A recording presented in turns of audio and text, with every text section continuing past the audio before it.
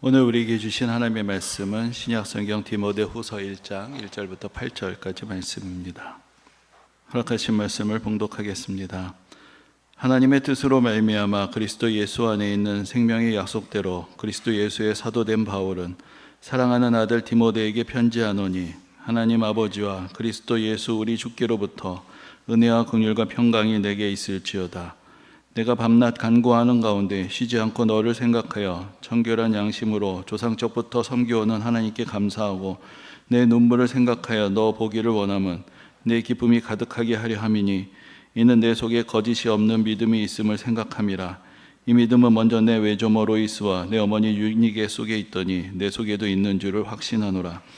그러므로 내가 나의 안수함으로 내 속에 있는 하나님의 은사를 다시 부릴 듯하게 하기 위하여 너로 생각하게 하노니, 하나님이 우리에게 주신 것은 두려워하는 마음이 아니요 오직 능력과 사랑과 절제하는 마음이니, 그러므로 너는 내가 우리 주를 증언함과 또는 주를 위하여 갇힌 자 된 나를 부끄러워하지 말고 오직 하나님의 능력을 따라 복음과 함께 고난을 받으라.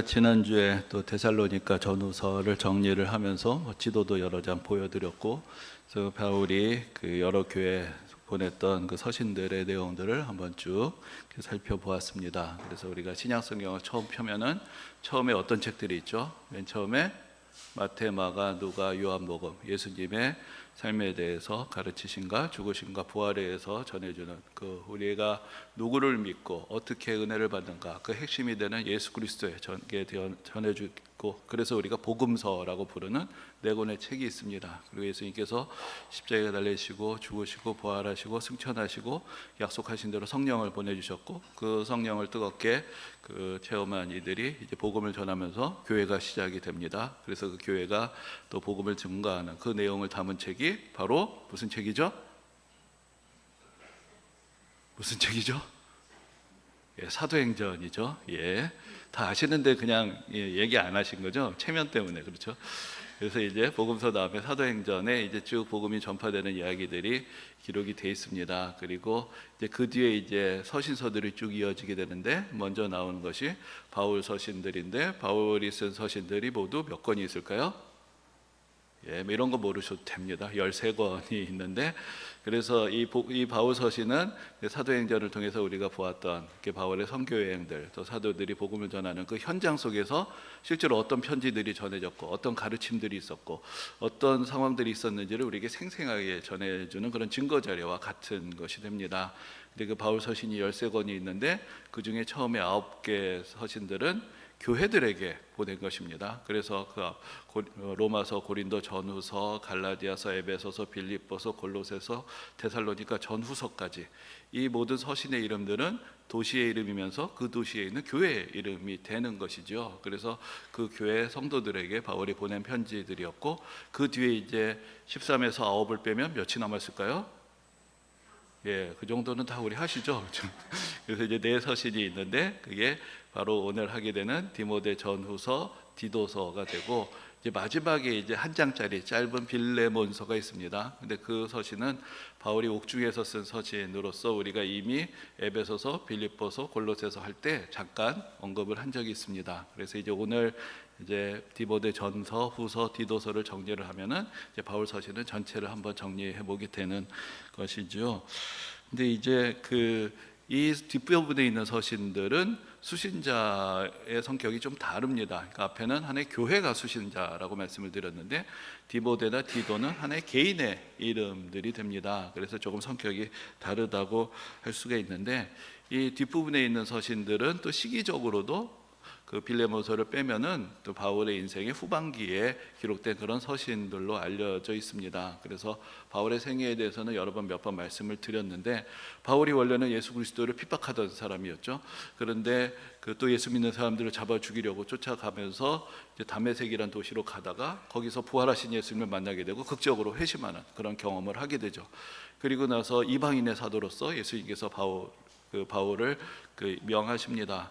근데 그것이 바로 이어진 것은 아니었고, 바울도 그동안의 자기의 삶을 돌아보고 또 사도로서 준비되고자 하는 그런 기간들이 10여 년의 세월이 흐르게 됩니다.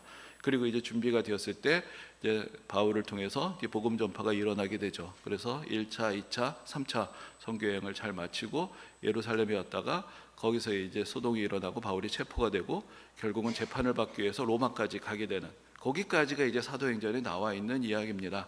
근데 이 디모데 전서, 후서, 디도서는 그 사이에 쓰여진 글이 아니라 그 다음에 쓰여진 글로 보는 것이죠. 그럼 바울이 이제 옥에 갇혔습니다. 이제 어떻게 되었을까? 물론 우리는 바울이 순교했다라는 것을 알고 있습니다. 그러나 이때는 아니었습니다. 그래서 그동안에는, 그 당시만 해도 바울의 제목이 크지 않았고 아직 기독교 박해가 구체적으로 시작되지 않았기 때문에 바울이 감옥에 갇혀 있다가 풀려났던 것으로 봅니다. 그럼 그 다음에 바울의 행적은 사실은 사도행전에는 없는 것이죠. 그런데 이제 성경 안의 증언들과 또 교회 전승들을 종합을 해보면 대략 이런 그림을 그리게 됩니다. 바울이 감옥에서 풀려났을 때 어디를 제일 가고 싶어 했을까? 근데 이제 바울이 로마서 같은 서신을 보면은 내가 정말 가고 싶은 곳은 스페인이다, 이런 얘기를 합니다. 그래서 바울이 스페인까지 선교여행을 갔을 것이다. 또 그렇게 증언하고 있는 초기 교회 자료들도 있습니다. 또 스페인 가면은 스페인 사람들이 바울이 몇 년도에 왔다, 그것까지 지금 전승을 해서 내려오고 있는 것을 볼 수 있습니다. 그래서 바울이 아마도 그가 생각하기에 예수 그리스도께 받은 사명을 잘 관수하려면 땅끝까지 가야 된다, 그것이 스페인이다, 그런 생각을 했던 것 같고, 그래서 이제 바울이 스페인에 가서 복음을 전했던 것으로 이렇게 알려져 있습니다. 그리고 나서 이제 다시 그가 예전에 사역한 곳들을 돌아보고 있게 되는 것이죠. 그러면서 이제 그가 이제 조금 새로운 모습을 보여주게 됩니다. 그러니까 바울은 개척자였고 미지의 세계, 아직 복음이 전해지지 않은 곳을 계속 찾아가면서 복음을 전하는 그런 사람이었습니다. 근데 이제 이 후반기가 되어서는 그가 점점 뒤로 물러나는 것을 봅니다. 그리고 이제 그의 제자들을 전면에 세우게 되는 것이죠. 그래서 이제 오늘 본문에서 보이는 이 디모데하고 디도라는 두 사람의 제자를 그 사역지로 보냈습니다. 그리고 그들에게 주는 권면의 말씀을 담은 서신이 바로 디모데전서, 후서, 디도서가 됩니다. 그래서 이 세 권의 서신을 묶어서 우리가 보통 목회서신이라고 그렇게 분류를 합니다. 자, 우리가 앞에 옥중서신이라는 게 있다 말씀을 드렸는데, 그것이 에베소서, 빌립보서, 골로새서, 빌레몬서입니다. 이것은 앞에서 말한 바울이 1차로 로마에 투옥이 되었던 그때 기록된 서신이고, 그 뒤에 이제 바울이 일선에서 조금 물러나고 그의 제자들을 사역의 현장으로 보내면서 그들을 격려하고 권면하고 쓴 서신들이 디모데 전서, 후서, 디도서라는 그런 서신이 되는 것입니다. 그래서 이제 디모데 전서는 먼저 이제 바울이 디모데를 에베소라는 도시에 보내고 그곳에서 사역하고 있는 디모데에게 쓴 그런 서신이 됩니다.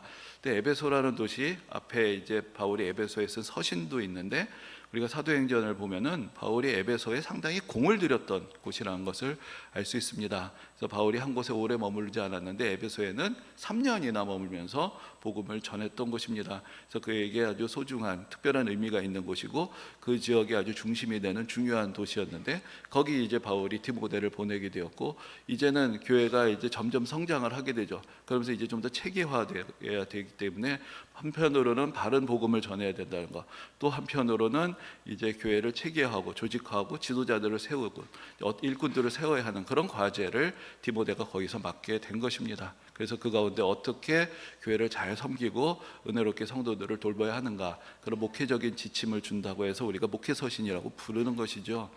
그리고 이제 두 번째로 기록된 서신이 이제 디도서가 기록이 됩니다. 그 디도서는 이제 디도라는 또 한 명의 제자에게 보낸 것인데, 그 디도는 그때 그 성경의 표현대로는 그레데, 오늘날 우리가 보통 크레타 섬이라고 하는 그곳으로 보냈습니다. 근데 이곳은 좀 더 개척지였던 것 같습니다. 그러니까 바울이 함께 갔다가 바울은 돌아가고 나머지 그 개척의 사역을 이제 디도가 해야 했던 것이죠. 근데 이제 크레타 섬은 그 세계사 공부하시면 맨 첫 장에 나오는 지역 중에 하나입니다. 그러니까 그 유럽 문명의 발상지 중에 하나라고 생각이 되는 그리스 남부에 있는 섬인데, 그렇게 어떤 유구한 역사를 가졌지만 그 당시 사람들의 성향은 매우 거칠었던 것으로 보입니다. 그래서 성경에도 나오는데 어떤 크레타 사람이 이런 얘기를 했다는 것이죠. 모든 크레타 사람들은 거짓말장이다. 근데 사실 이것이 이제 디도서에 인용이 되어 있는 이야기인데, 이게 상당히 유명한 이야기입니다. 여러분 혹시 철학이나 논리학 같은 거 공부해 보시면 한 번쯤 나오는 이야기인데, 자, 이것을 제가 뭐 자세히는 모르지만 대략 이런 이야기입니다. 자, 어떤 크레타 사람이 말했습니다. 모든 크레타 사람은 거짓말쟁이다. 자, 그러면 이 말은 참일까요, 거짓일까요? 자, 모든 크레타 사람은 거짓말쟁이라고 했습니다. 그렇죠? 그러면은 그 말을 하는 크레타 사람도 거짓말쟁이겠죠.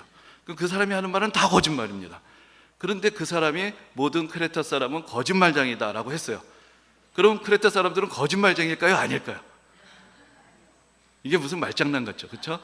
근데 여기서 그러니까 어떻게 우리가 참과 거짓을 분별할 수 있느냐, 뭐 논리란 무엇이냐 이런 걸 얘기할 때 자주 인용되는 이야기인데, 이게 성경에 그대로 있습니다. 그런데 바울은 이것을 어떤 말장난이나 무슨 논리의 명제로 보지 않습니다. 얼마나 크레타 사람들이 타락했으면 그런 말까지 나오겠느냐, 그들의 영적인 상태에 대한 자백으로 보는 것이죠. 그래서 그렇게 험한 것, 사람들이 거짓말하기를 일삼고 모든 사람은 다 거짓말장이라고 지들도 얘기할 만한 그런 곳에 지금 디도가 가 있는 것입니다. 그러니까 얼마나 사역의 현장이 험하겠어요. 근데 그곳에서 이제 디도가 사명을 가지고 성도들을 잘 섬기면서 교회를 세워갈 때 바울이 주는 권면의 이야기가 담겨 있는 책, 그것이 디도서가 됩니다. 근데 이제 디모데 전서가 있고 디도서가 있으니까 또 한 책이 더 있죠.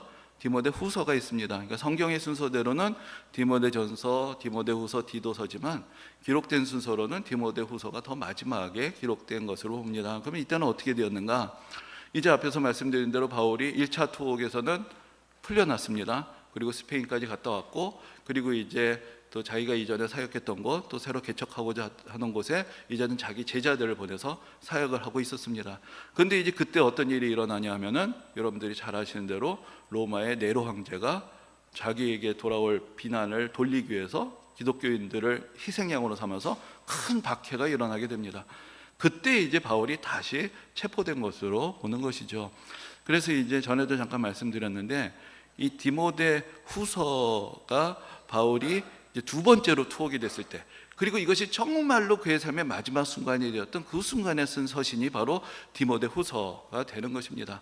그래서 디모데 후서에는 그 마지막 순간에 바울의 모습, 모든 사역을 마치고 순교의 그 시간을 앞에 둔 그런 사도의 그런 인간적이면서 또 믿음이 담긴 고백들을 들을 수 있는 그런 서신이 바로 디모데 후서가 되는 것입니다. 그리고 그 서신을 누구에게 보냈느냐? 디모데에게 보낸 것이죠. 그러니까 그만큼 이제 바울이 또 디모데를 보기 원하고 디모데하고 깊은 관계였던 것을 알 수 있습니다. 근데 이제 그 당시 정황을 보여주는 예가 잠깐 있는데, 바울이 이렇게 얘기합니다. 너는 겨울이 되기 전에 빨리 와라. 왜 겨울이 되기 전에 오라고 하느냐? 그 당시에는 겨울에 항구가 얼고 해서 겨울에 배가 안 다녔습니다. 그럼 지금 당장 안 오면 봄이 되겠죠. 그럼 그때는 자기는 이미 세상을 떠날 수가 있다라고 생각을 하기 때문에 그 전에 한 번이라도 너를 보고 싶다라는 얘기를 하는 것이죠. 그리고 올 때 겉옷을 갖다 달라고 얘기를 합니다. 겉옷을 갖다 달라고 얘기하고 가죽 종이에 쓴 책을 좀 갖다 달라고 이야기를 합니다. 근데 이제 겉옷이라는 것은 지금 겨울이 되고 있는데 바울이 체포될 때 겉옷도 챙기지 못했다라는 것이죠. 그래서 바울은 지금 감옥 안에서 추위에 떨고 있는 것이죠. 겨울은 다가오는데 너도 보고 싶고 겉옷도 제발 갖다 달라. 이제 그런 얘기를 합니다. 그리고 가죽 종이에 쓴 책이 무엇일까? 그래서 많은 학자들이 이것이 바로 성경을 말한다라고 생각을 합니다. 왜냐하면은 그 당시 성경이 이렇게 딱 묶여지는 성경 이런 책이 아니었습니다. 낙권의 책들의 모음이었던 것이죠. 그러니까 성경도 챙기지 못하고 겉옷도 챙기지 못한 채 바울은 지금 감옥에 갇혀 있는 것이고, 그 마지막 순간, 이제 다가오는 순교의 순간들을 예감하면서 기도하면서 마지막으로 디모데를 보고 싶어하고, 그 마지막 자기의 신앙의 고백을 담겨서 남긴 서신이 바로 이 디모데 후서가 되는 것입니다. 그래서 그 안에 이제 그 당시 사역의 여러 정황들이 담겨져 있는데, 그럼 이 서신을 받은 사람들, 이 디모데하고 디도는 또한 어떤 사람이고 바울과 어떤 관계에 있었는가, 그것을 조금 더 정리를 해보고자 합니다. 이제 디모데는 어머니는 유대인이었고 아버지는 이방인 헬라인이었습니다. 그리고 외할머니도 그래서 유대인이 되었겠죠. 그래서 외가 쪽으로는 유대교 신앙을 물려받은 그런 사람이었지만 아버지는 완전한 이방인이었습니다. 근데 디모데가 어디에서 살았냐면은 루스드라라는 도시에서 살았는데, 이곳은 바울이 1차 선교여행 때 가서 복음을 전했던 곳이었습니다. 근데 그곳에서 어려움도 있었고 또 하나님의 은혜 역사도 있었는데, 거기서 복음을 전할 때 이 디모데의 가정, 특별히 어머니하고 외할머니가 예수를 믿게 된 것이죠. 그리고 나서 이제 바울이 2차 선교여행 때 그 지역에 또 가게 됩니다. 갔더니 그때는 아직 이제 젊은 소년이었던 디모데가 그 사이에 성장을 했습니다. 그리고 너무나 믿음 좋은 청년으로 자라 있는 것을 보게 됩니다.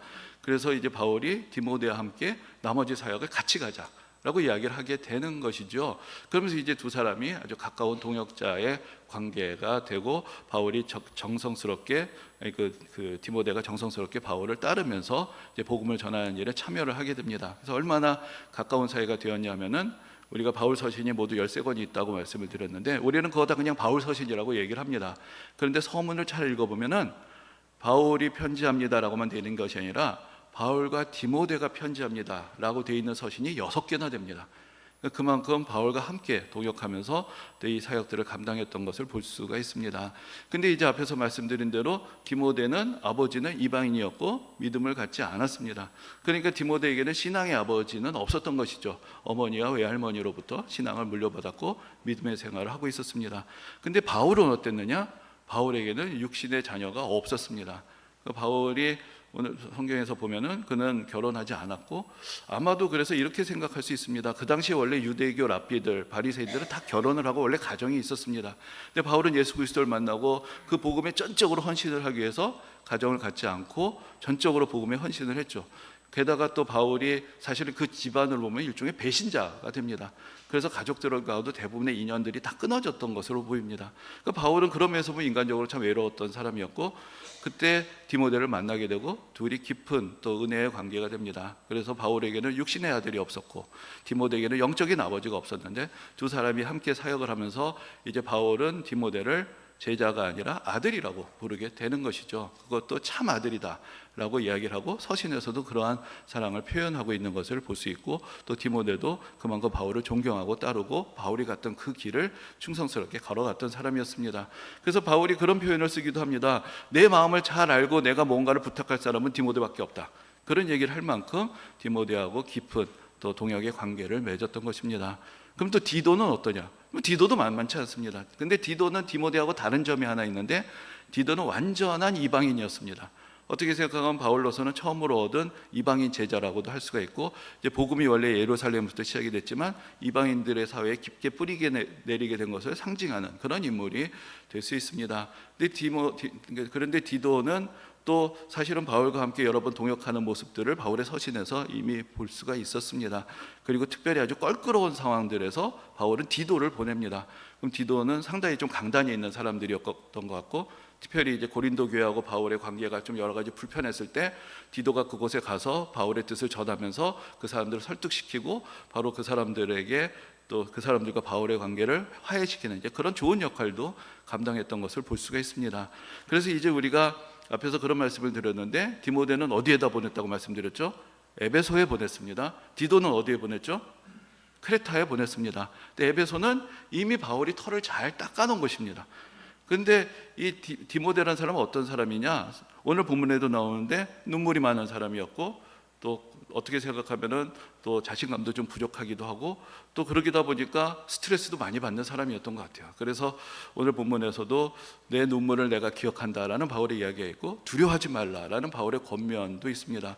그리고 좀 특별한 이야기가 성경에 나오는데, 네 위장병을 걱정하면서 바울이 기도하는 그런 이야기도 있습니다. 왜? 원래 예민한 사람들이 속이 많이 쓰리잖아요, 그렇죠? 그러니까 디모데는 좀 캐릭터가 좀 그렇겠구나 우리가 생각을 할 수가 있는데, 그는 바울이 털을 잘 닦아놓은 에베소에 보낸 것이죠. 그래서 온유한 마음으로 성도들을 잘 인내하고 참고 섬길 수 있도록 그렇게 그곳으로 보낸 것입니다.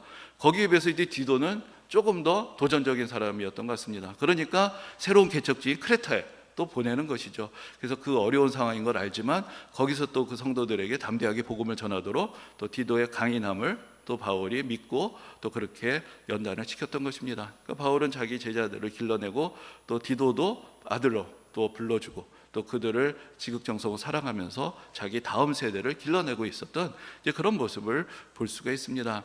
그래서 이제 바울이 디모데 후서에 보면 자기 마지막 인생의 고백을 합니다. 뭐라고 얘기하냐면, 내가 선한 싸움을 다 싸우고 믿음을 지켰다. 내가 선한 싸움을 다 싸우고 달려갈 길을 다 달리고 나의 믿음을 지켰다라고 얘기합니다. 이제 나는 순교의 자리에 설 준비가 됐다라고 얘기를 하는 것이죠. 근데 그가 그렇게 얘기할 수 있었던 중요한 이유 중에 하나는 그 뒤에 그의 뒤를 이을 사람들이 있었기 때문입니다. 만약에 그렇지 않았더라면 내가 이 세상에서 이 세상을 떠나고 그러면서 복음의 길이 막힌다 생각하면은 바울의 마음이 편하지 않을 것입니다. 그러나 그가 믿음의 씨를 뿌렸고 그 후계를 양성을 했고 그들이 계속해서 이 일을 감당할 것을 알기 때문에 그는 이제 담대하게 순교의 자리로 나아갈 수가 있었던 것입니다. 그래서 이제 우리가 그 당시의 상황을 보면은 바울뿐만 아니라 사도들은 한 사람 한 사람 세상을 떠나가게 됩니다. 그런데 누군가가 그들의 뒤를 잇지 않았더라면은 사실 복음이 지금까지 전해질 수가 없었겠죠. 그들은 믿음이 좋았습니다. 아주 헌신된 사람들이었습니다. 그러나 사실 이 세상에 많은 어떤 신앙운동 같은 것이 한 세대를 막 뜨겁게 불태우다가 사라져버리는 그런 경우들도 많이 있습니다. 여러분, 우리가 그 3.1운동 얘기할 때 그런 얘기 종종 하는데, 3.1운동의 이제 민족 지도자들이 사실 천도교하고 기독교하고 반이었죠. 근데 원래 그 당시에는 천도교가 훨씬 더 교세가 컸습니다. 근데 지금 누가 천도교 다니는 사람이 어디 있습니까? 그 당시에는 그렇게 영향력이 많고 많은 사람들이 천도교로 몰려다녔었는데, 그래서 뭐 그런 얘기가 있죠. 그 당시에 기독교가 독립운동을 하는데 자금이 필요해서 천도교에게 돈을 꿨대요. 근데 아직까지 안 갚았다. 뭐 제가 얼마 전에 그런 이야기를 해서 천도교에서 이거 해도 너무한 거 아니냐, 뭐 그런 얘기를 어느 3.1절에 했다라는 이야기가 있는데, 그때는 상황이 그랬던 것입니다. 그 당시 요란하게 사람들의 관심을 끄는 운동으로 기독교도 끝날 수가 있었을 것입니다. 그런데 디모데와 디도와 같은 사람들, 사도들의 뒤를 잇고 신실한 사람들이 계속 이어졌기 때문에 한순간의 어떤 이벤트가 아니라 2000년을 이어오는 위대한 믿음의 역사가 되었던 것입니다. 그래서 이제 바울이 그 디모데 후서 2장 20절에서 이렇게 표현을 하는 말씀들이 있습니다. 그래서 바울이 내가 많은 증인 앞에서 내게 들은 바를 충성된 사람들에게 부탁하라. 그들이 또 다른 사람들을 가르칠 수 있으리라. 이런 표현을 합니다. 근데 여기 보면은 믿음의 네 세대가 들어있습니다. 내가, 바울이 디모데에게 말씀을 전했습니다. 그럼 디모데는 바울에게 받은 것을 충성된 사람들에게 전합니다. 그러면 그 사람들이 또 다른 사람들에게 전하게 될 것이다. 그러니까 그 안에서만 이미 4대에 걸쳐서 믿음의 역사가 이어지게 될 것을 이렇게 내다보고 또 바울이 디모데를 격려하는 그런 모습들이 있는 것이죠. 그래서 바울이 디모데를 양육하고 디모데가 또한 충성된 사람들을 길러내고 그들이 또 그 다음 세대에게 복음을 전하고 그 다음 세대에게 복음을 전하는 그 일이 이루어져서 오늘날 우리에게까지 이르게 된 것이고, 우리도 이 자리에 있는 것입니다. 여러분들 다 여러분들을 이 자리로 이끌어놨던 그런 여러분들의 뭐 가족이라든지 또 사랑하는 이들, 여러분들에게 복음을 전하고자 또 여러 가지로 기도하고 애썼던 사람들이 다 계셨을 것입니다. 그분들의 수고로 우리는 예수를 믿게 되었고, 그분들에게는 또 그와 같은 이들이 있었던 것이죠. 제가 지금 작년 올해 우리 교회 이제 50주년을 좀 기념하면서 이 땅에 어떻게 복음이 전파되어서 우리에게까지 이르게 되었는가, 그것을 좀 정리해 보고 있습니다. 그래서 매월 첫째 주, 둘째 주를 그런 주제로 쭉 설교를 하고 있는데, 작년에는 이제 우리나라에 와서 복음을 전했던 선교사님들에 대한 이야기를 했고, 또 올해는 또 우리나라 한국 교회 초기 지도자들에 대한 이야기를 쭉 하고 있습니다. 그래서 선교사들이 이 땅에 왔습니다. 그래서 우리나라에 왔던 선교사님들은 아주 이른 시기에 이 한국 사람들을 지도자로 세우기 시작합니다.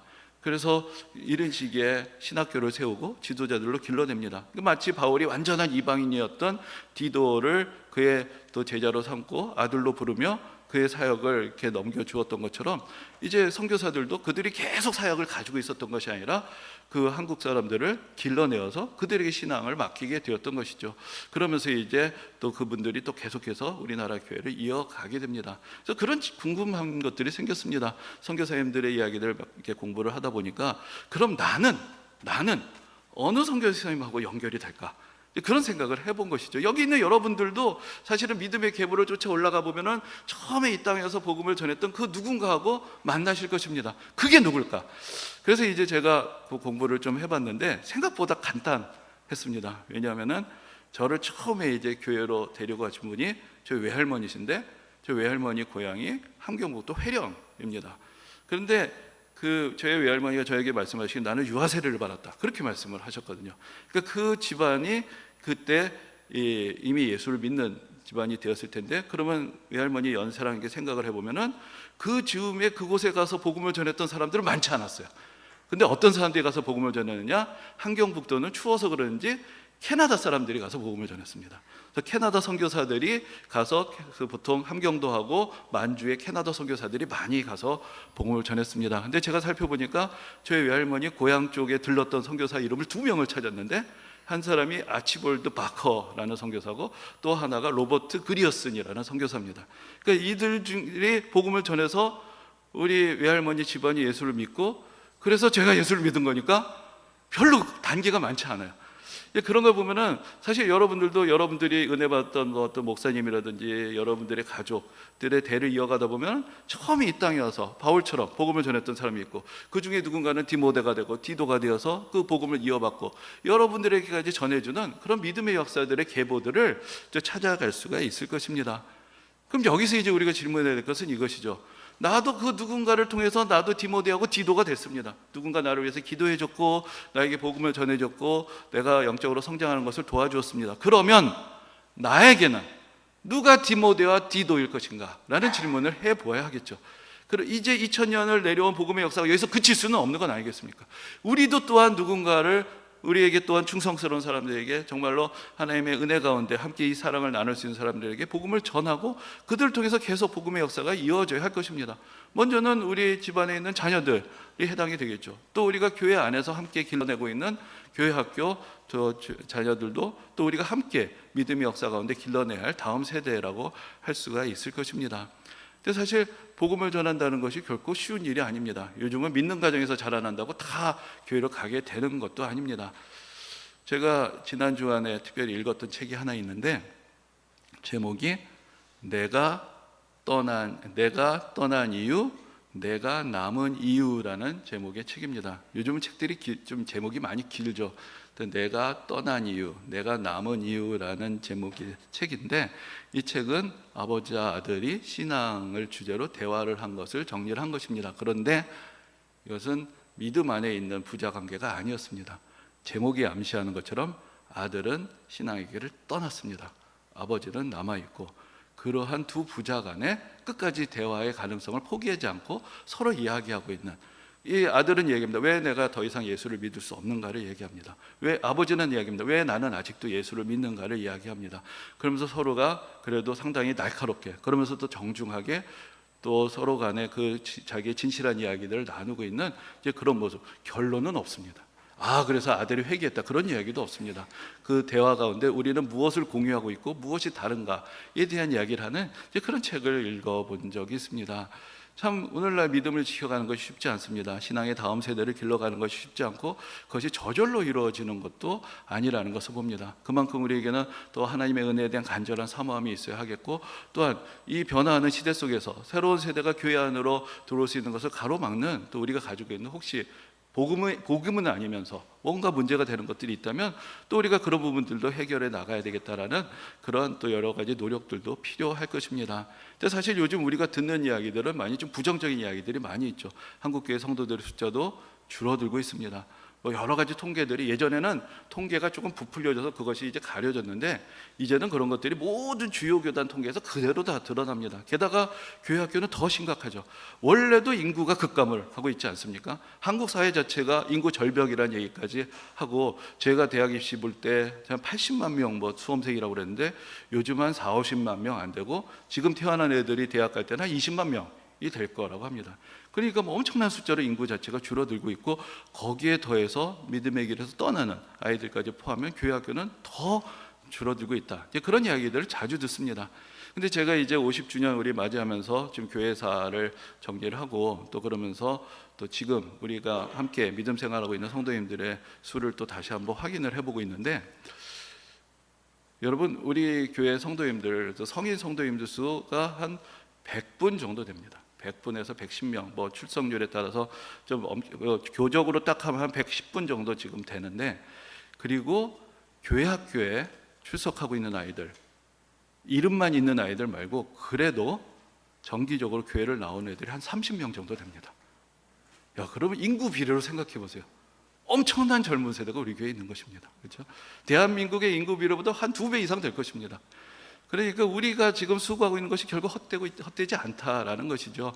근데 그런 결과가 사실은 쉬운 것이 아닙니다. 지금 우리 노예 안에도 여러 교회들, 거의 절반에 가까운 교회들이 교회 학교가 없습니다.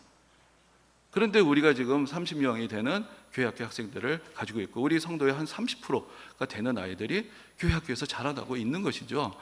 근데 그것은 교회 학교 선생님들도 수고를 하셨고, 또 여러 성도님들이 다 기도와 관심을 가져주셨기 때문에 우리의 다음 세대들이 지금 길러지고 있는 것입니다. 여러분, 우리가 신앙을 전수한다는 것이 꼭 우리 자녀들만을 말하는 것은 아닐 것입니다. 여러분, 바울하고 디모데는 피 하나 섞이지 않았습니다. 바울과 디도는 아예 인종이 달랐습니다. 근데 바울은 그들을 아들이라고 부릅니다. 사랑하고 믿음을 전해주고 믿음 안에서 길러냅니다. 이 교회 안에서 다음 세대를 기르는 것은 단지 우리의 자녀가, 내 아이가 교회 학교 다니기 때문이 아니라 한 세대가, 믿음의 한 세대가 믿음의 다음 세대를 함께 길러내는 그런 귀중한 사역이 되는 것입니다. 이제 여러분 7월이 되면 좀 이따 광고도 하겠지만 교회 학교 또 수련회 성경학교도 시작이 됩니다. 여러분들 더 관심 가지시고 기도하셔서 정말로 우리 세대는 모르겠습니다. 부흥을 잘 이루지 못한 것 같습니다. 아직도 하나님께서 기회를 더 주시겠죠. 우리 또 우리 자리에서 열심히 달려가야 할 것입니다. 그러나 우리 다음 세대에 또 희망이 있습니다. 이것이 다 세상에서 주는 그런 통계만 갖고 모든 것을 다 받아들일 건 아닌 것이죠. 하나님의 역사는 언제든지 새롭게 일어날 수가 있고 우리는 그 역사 가운데서 또 다음 세대와 함께 또 믿음의 길을 달려갈 수가 있어야 할 것입니다. 또한 교회 학교 안에만 그런 사람들이 있는 것은 아니겠죠. 사실 믿음의 다음 세대는 꼭 나이 차이만 갖고 일어난 것은 아닐 것입니다. 여러분들의 이웃 중에, 여러분들의 직장에, 여러분들 후배 가운데, 여러분들과 만나고 있는 그 모든 사람들이 사실은 여러분들의 디모데가 될 수 있고 여러분들의 디도가 될 수가 있는 것입니다. 모든 곳에서 우리는 복음을 전할 수 있고 또 그들을 교회로 인도할 수 있고 하나님의 은혜의 자리로 초청을 할 수가 있습니다. 그래서 누군가는 그것을 통해서 예수 그리스도를 영접하게 될 것이고 인생이 바뀌게 될 것이고 그들을 통해서 이 나라, 이 사회가 변화되고 하나님의 놀라우신 은혜의 역사들이 다음 세대도 계속해서 이어질 수 있을 것입니다. 2000년을 이어왔는데 여기서 멈출 수는 없지 않겠습니까? 우리도 받은 은혜가 있는데 그래서 우리는 은혜만 달랑 받고 까먹는 세대가 될 수는 없지 않겠습니까? 우리에게도 하나님께서 우리에게 주신 은혜가 있고 이 자리를 인도해 주신 그 하나님의 은혜의 손길을 기억하고 우리도 누군가에게 바울이 되고 누군가가 우리의 디모데와 디도가 되어서 하나님의 은혜의 역사가 우리 주님 오시는 그날까지 더욱더 풍성하게 이어지는 그런 귀한 역사가 우리 가운데 이루어지게 되시기를 주님의 이름으로 축원합니다. 아멘.